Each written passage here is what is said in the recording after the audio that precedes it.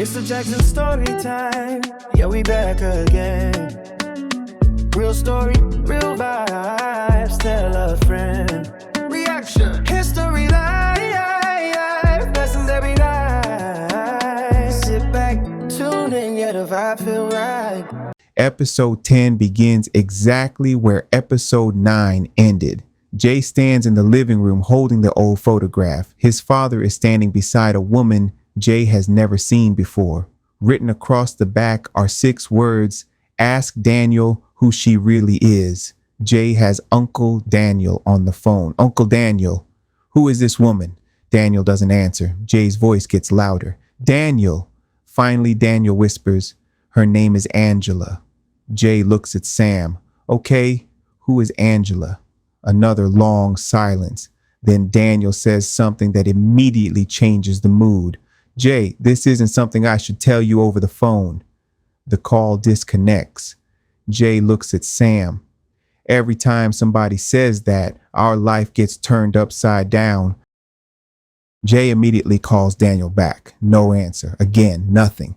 Jay starts pacing. Sam tells him to calm down, but Jay has reached his limit. "My name was used in financial records. My father knew Robert. Daniel was involved. Somebody has pictures of our children. And now there's some mystery woman nobody wants to talk about." Jay grabs his keys. Sam stands in front of the door. "You're not going anywhere by yourself." Jay looks at her. Sam continues, "We said we were doing everything together." Jay slowly puts his keys down. She's right. They call Detective Harris. Within an hour, Harris arrives. He examines the photograph and the envelope. There are no obvious fingerprints or identifying marks. Jay explains what Daniel said. Her name is Angela. Harris asks, "Last name?" Daniel wouldn't tell me. Harris takes a photograph of the picture. "Give me a few hours." Jay asks, "You can find her?" Harris responds, "If Angela is connected to your father, Robert, or Daniel, there's a good chance she's already somewhere in these records." She's right. Before Harris can leave, headlights appear outside. A car pulls into Jay's driveway. Jay looks through the window. Uncle Daniel. Daniel walks toward the house slowly. Jay opens the door before he can knock. Start talking. Daniel looks at Sam, then Harris. Finally, he looks at Jay. "I should have told you years ago." Jay responds, "You keep saying that. Tonight, you're actually going to do it." Everyone sits down. Daniel looks at the photograph. Jay asks the question he's been afraid to ask. "Was Dad having an affair with her?" Daniel immediately shakes his head. "No." Sam looks relieved. Jay asks, "Then who was she?" Daniel answers, "Angela worked for Robert. Angela wasn't a girlfriend. She wasn't a secret wife. She wasn't romantically involved with Jay's father. She was Robert Carter's bookkeeper, and according to Daniel, Angela knew where every dollar went." Years ago, Angela handled records for several businesses connected to Robert. At first, she believed everything was legitimate, but eventually she noticed fake names, false consulting payments, money moving between accounts, people receiving payments they knew nothing about, including Jay. Angela discovered Jay's name inside the records before Jay's father did, and she was the person who secretly warned him. Jay looks at the photograph differently. "So she helped my father?" Daniel nods. "More than you know." The story flashes back years. Angela meets Jay's father privately. She hands him copies of documents. "Somebody used your son's information." Jay's father looks through the paperwork. His face changes. "What did my son have to do with this?" Angela answers, "Nothing." That's when Jay's father confronted Robert. That's also why the argument Jay saw on the video happened. Jay realizes Angela was the person who started everything that eventually protected him. Jay asks, "If she helped him, why did nobody ever mention her?" Daniel looks uncomfortable because after Angela gave Jay's father the documents, she disappeared, not mysteriously in a criminal sense. She simply left town, changed jobs, stopped communicating with everyone connected to Robert. Daniel says Angela was scared. She believed people would blame her for exposing everything. Jay asks, "Is she still alive?" Daniel nods. "As far as I know." Sam asks the question everyone has been thinking. If Angela disappeared, could she be the one sending everything? Daniel doesn't know. Detective Harris looks at the photograph again.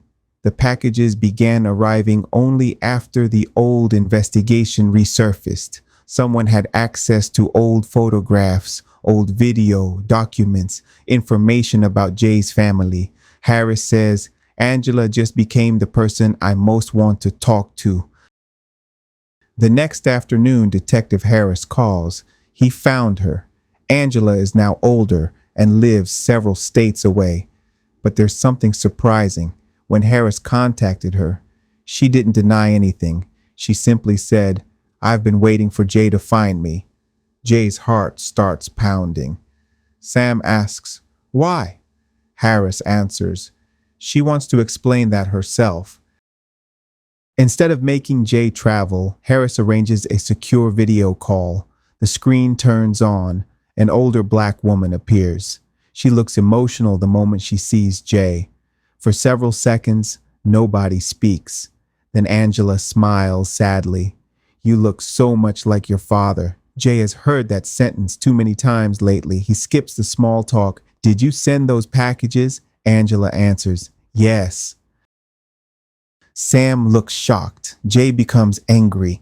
"You were watching my house?" Angela immediately explains. She never personally followed them. After learning the old case had reopened, she hired a private investigator to confirm Jay still lived at the address she had found. She admits that having photographs taken of the family crossed a line. "I was scared to contact you directly," Jay responds. "So you thought sending creepy envelopes was better?" Angela lowers her head. "No, I handled it badly, but I needed you to know the truth before the remaining records disappeared forever." Jay asks why she waited all these years. Angela explains that Jay's father made her promise something. He didn't want Jay dragged into the financial mess while he was young. He wanted Jay to live his own life. But before Jay's father passed away, he told Angela, "If this ever comes back, make sure my son knows he had nothing to do with it." Angela kept the evidence for years. When the investigation reopened, she realized the promise had finally become relevant. Angela tells Jay, "There's one more thing." Jay almost laughs. "Of course there is."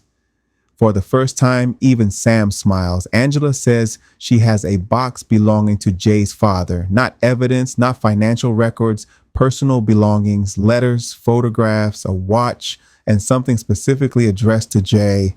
Angela sends the box through Attorney Davis so it can be handled safely. Several days later, Attorney Davis personally brings the box to Jay. Detective Harris has already confirmed it's safe. Jay sits at the kitchen table. Sam sits beside him. Their 3 children gather around. Jay slowly opens it. Inside are photographs of his father when he was younger. Family pictures Jay has never seen, an old watch, several handwritten letters, and one sealed envelope. Across the front, "To my son, Jay." Jay stops breathing for a moment. Jay opens the letter. He reads it silently at first. Then Sam takes his hand. Jay begins reading aloud. His father explains that parents sometimes make decisions their children won't understand until they're older. He admits there were things he should have explained, but he never wanted Jay carrying problems created by grown men before Jay had any control over his own life. Then comes the part that breaks Jay. "Son, if you're reading this, then something I hoped would stay buried probably found its way back to you." Jay pauses. His eyes fill with tears. Jay continues. His father tells him, "Don't spend your life fighting my battles. Take care of your family. Love your wife. Raise your children. Be better than the men who came before you." Then the final line. The greatest thing you can do for me is live the life I tried to protect. Jay can't finish. Sam takes the letter. Jay covers his face. His children surround him. For the first time since this mystery began, Jay isn't crying because he's confused. He's crying because he finally understands. Later, Jay asks Daniel to come over. Daniel expects another confrontation. Instead, Jay hands him the letter. Daniel reads it. He starts crying too. Jay tells him, "I was angry with you, and part of me still is. But Dad told me not to carry his battles." Daniel nods. Jay continues, "I'm not forgetting what happened, but I'm done living inside it." Daniel apologizes one final time. This time, Jay accepts it. Detective Harris finishes the investigation. Robert's documents, Daniel's testimony, Angela's records, and the complete video finally establish what happened years ago. Attorney Davis confirms Jay remains completely cleared. Sam was only a witness. Jay was a victim of identity misuse. Daniel cooperated fully. Angela provided the remaining evidence. Robert is left to deal with the legal consequences of his own decisions. Jay doesn't even ask what punishment Robert will receive. For him, Robert's chapter is finished. That night, Jay and Sam sit outside together. Sam laughs. "You remember how all this started?" Jay smiles. "With you getting kicked out?" Sam gives him a look. "You didn't have to say it like that." They both laugh. Then the conversation becomes serious. Sam says, "I almost destroyed our family." Jay responds, "And I almost let anger make every decision after that." They look at everything they've survived: cheating, separation, custody, second chances, secret phone calls, people showing up at the door, investigations, family secrets, and somehow they're sitting together. The children come outside. One asks, "Are y'all talking about grown-up stuff again?" Jay laughs. "No, we're done with grown-up drama." Sam looks at Jay. "Please don't challenge the universe." Everyone laughs. Jay pulls all three children close. This is what his father meant. Take care of your family. The story jumps forward 1 year. No mysterious packages, no detectives, no lawyers, no secret investigations. Jay and Sam are still together, not because everything magically became perfect, but because they learned how to communicate when it wasn't. Their home is loud again, kids arguing, Sam cooking, Jay complaining that somebody drank the last juice, normal family problems, and Jay loves every second of it. On their anniversary, Jay takes Sam back to the place where he gave her the second proposal. Sam asks, "If you could go back to the night you packed my stuff and put it by the door, would you change anything?" Jay thinks about it. "No." Sam looks surprised. Jay explains, "Because that night forced us to become who we are now." Sam smiles, "But I definitely wouldn't want to live through it again." Jay laughs. "Never." They kiss. Later that evening, the three children join them. They set up a camera. Jay stands beside Sam. Their children gather around them. Just before the picture is taken, Jay thinks about the photographs Angela kept. His father, Daniel, all the old secrets. But this photograph is different. There is nothing hidden behind it. No mystery, no warning, no secret message. Just a husband, a wife, their three children, and a family that survived. Flash. The photograph is taken. That night, everyone goes to bed. Jay sits alone for a moment with his father's letter. He folds it carefully and places it inside a family photo album. Sam walks into the room. "You coming to bed?" Jay looks around the house, then at the picture of his family. "Yeah." He turns off the light.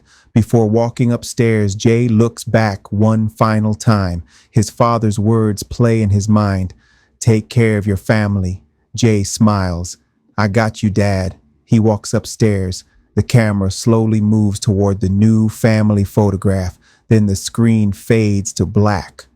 One final message appears. Sometimes a family doesn't survive because nobody made mistakes. Sometimes it survives because people finally decide to stop repeating them. The end. Jay and Sam's story began with betrayal. Sam's choices nearly destroyed their marriage, and Jay believed walking away would be the end of their story. Instead, separation forced both of them to face who they had become. Sam had to rebuild trust. Jay had to learn that forgiveness didn't mean forgetting. Their children had to watch their parents rebuild a family that once looked impossible to save. And when secrets from both Sam's and Jay's past returned, they finally stopped facing problems as two people fighting against each other. They faced them as husband and wife fighting for the same family.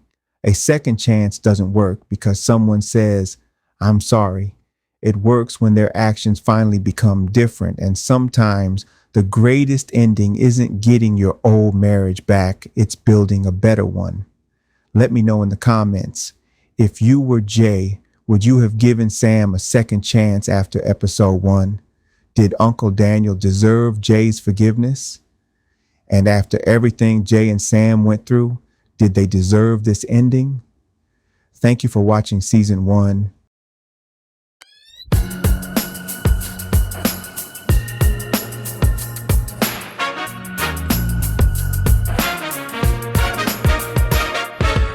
Jackson story time, yeah, we back again. Real stories, real vibes, tell a friend, reaction. History, life lessons every night. Sit back, tune in, yeah, the vibe feel right. Real pop, drum, percets, story effects. Confident video, beat it, drinking, rap with storytelling. Yeah, the vibe feel right. MrJackson's story.